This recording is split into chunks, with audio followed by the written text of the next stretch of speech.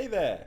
In this episode of Analytics Academy, I'm going to show you how you can use a tool called Attributor to capture YouTube ads data in Webflow forms so that you can easily track which campaigns and ads are generating your leads. Let's jump in.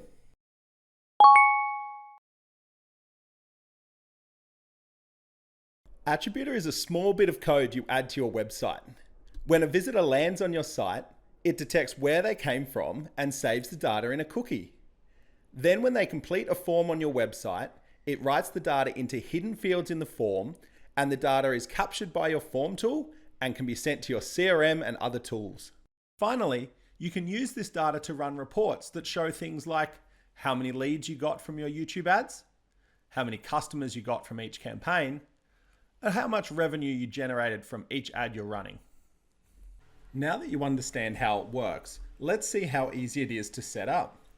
When you sign up for a free trial, you'll get given a bit of code to add to your website.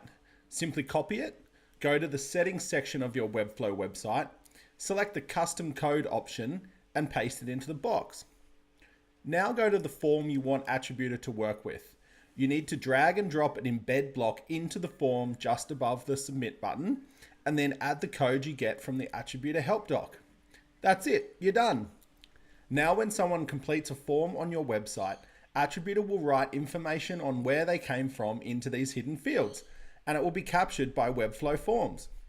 You can then include this information in your lead notification emails, store it in a spreadsheet, send it to your CRM, whatever you need.